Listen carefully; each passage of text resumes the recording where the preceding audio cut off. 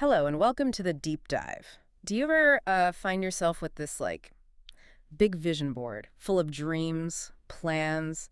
You know exactly what you want to achieve. Maybe it's getting fluent in English or launching that project or Yeah. just, getting organized. But somehow you end up scrolling social media, maybe snacks in hand, feeling totally stuck. It's this really common thing, right? This paradox, all the ambition, the real desire, but also this feeling of, well, maybe laziness. Exactly. And that feeling, that stuckness, or what feels like laziness, that's precisely what we're going to unpack here. We've been digging into some really fascinating insights lately from discussions, behavioral science, stuff that hits close to home for a lot of us. So this deep dive, it's kind of your shortcut to understanding these hidden traps, the subtle, sometimes surprising reasons we get stalled. And, more importantly, how to break free, how to actually gain momentum. This isn't really about just finding motivation in that fleeting sense. It's about understanding the deeper things that either push us forward or hold us back. Okay, yeah, let's get into this because honestly, what we found might really make you rethink how you approach your goals. We're looking at 7 common traps. Knowing them, that's half the battle, right?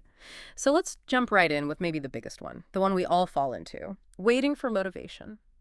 So many of us think we have to feel ready first, inspired, really motivated before we can even start, like waiting for the perfect sunny day before you plant a seed. Yeah, it feels right, doesn't it?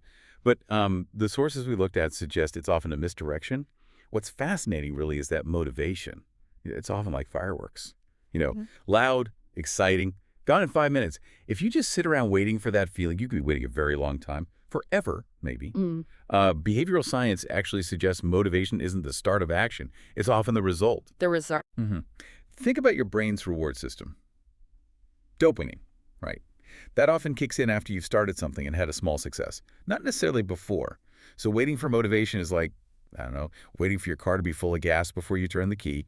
The engine has to turn over first. Wow, okay. Yeah. That changes everything. So the answer isn't to just wait, it's to actively create the spark. Yeah. And the key concept here, the thing that breaks the cycle, is momentum. By momentum, we mean that force, right?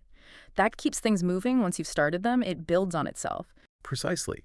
It's not about that first big burst you might be waiting for. It's the sustained push that builds from those first, even tiny actions. This fits right in with what behavior scientists call the habit loop, or small wins theory. Completing one tiny step creates this feedback loop. It fuels the next step. Like, you don't need to feel like cleaning your whole house, just cleaning one drawer that can give you the momentum, the little buzz to tackle the whole room. That small action generates a feeling of accomplishment, a little energy boost, and then you're just naturally more likely to keep going. So we're getting that initial push going, even when, frankly, you'd rather stay on the couch. Okay, so let's say we get over that hurdle. We actually start, but then, bam, another wall. And this next trap, number 2, it pretends to be a good thing, doesn't it? Perfectionism. Oh, absolutely. It sounds so noble. I just want it to be perfect. But this really raises a key question. Is perfectionism truly about quality? Or is it actually just a barrier, something that stops anything from, ever getting finished? Our look into the psychology of procrastination found that perfectionism is often just a fancy way to delay things, driven by fear, usually. Fear. Yeah, it's like a cognitive bias where the fear of messing up or looking silly is stronger than the potential reward of just doing it. I mean, the sources highlighted this perfectly. There was this one story. Someone delayed posting a short video for 3 weeks. Why? Because they couldn't decide if their voice sounded smart enough. 3 weeks? Yeah, and the video never got posted. They were too busy polishing something that nobody could even see yet. That really hits home. It makes me think, how often do we mistake preparing for progress because of this perfectionist thing?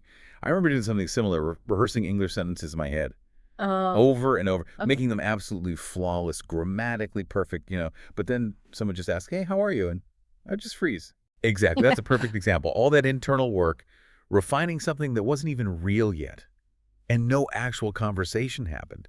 Perfectionism makes you polish something that doesn't even exist. Right. You're refining an idea or a draft so much that you never actually produce the thing.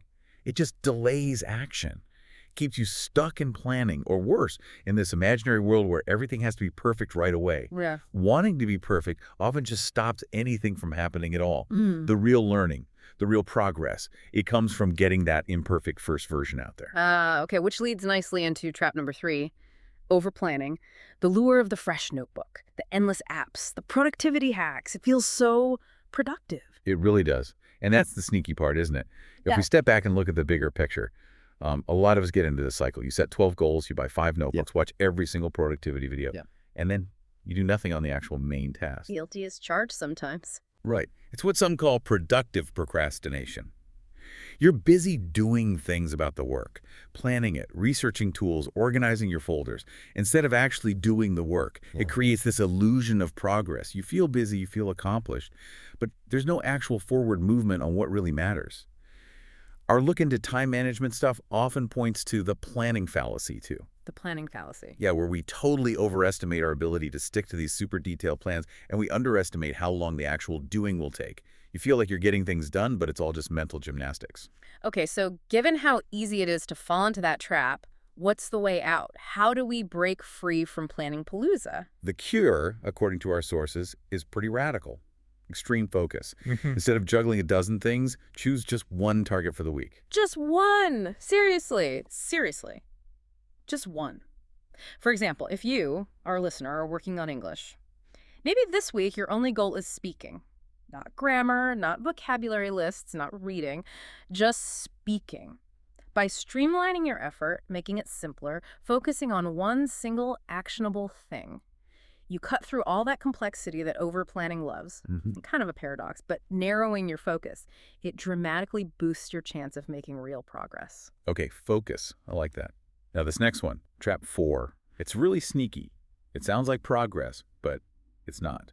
Procrastination in disguise. Yeah, this one is subtle. What's really fascinating here is the self-deception that can happen. You tell yourself, oh, I'm just researching the best method, or I need to organize my study folder perfectly first. And on the surface, okay, that sounds reasonable, necessary prep work maybe, but you need to ask yourself, and we really encourage you listening to reflect on this honestly. Am I really preparing to do the work, or am I just, postponing it? There's a huge difference. That's a tough question to ask yourself sometimes. It is. For someone learning English, it might look like spending hours organizing flashcards by theme or browsing endless language apps, but never actually, speaking English or writing an email in English. You're confusing activity with actual progress. Which ties into the next trap, number 5. Overthinking. Our minds, they can be amazing tools, right? But they can also be total energy vampires, just sucking up mental fuel with no real outcome. That's absolutely right. The sources we looked at confirm this.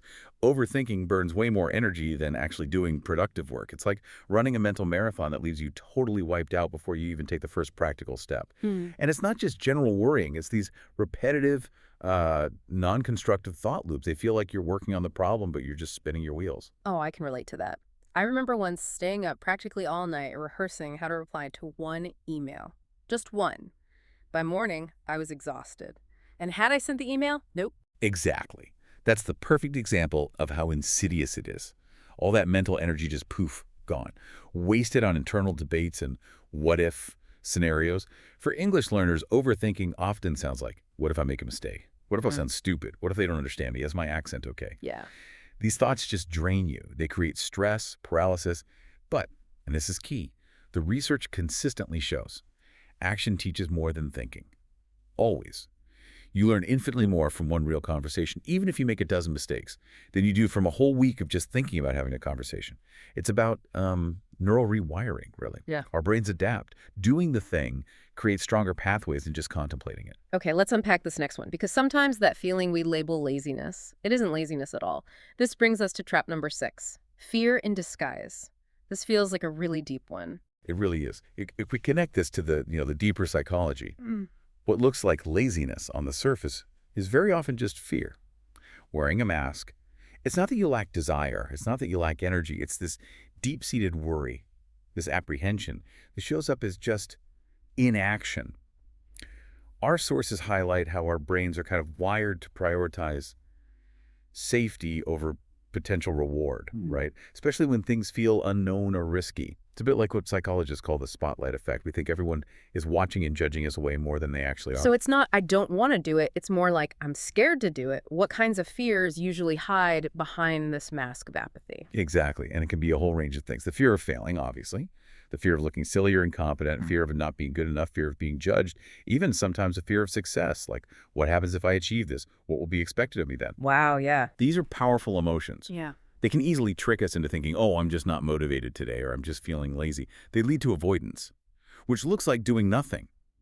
But the only way out, really, is through. And that means taking tiny, tiny steps of bravery, confronting those fears bit by bit with small, manageable actions. That gradually makes the fear less powerful. Each little win builds confidence and chips away at the fear. Tiny steps of bravery. I like that.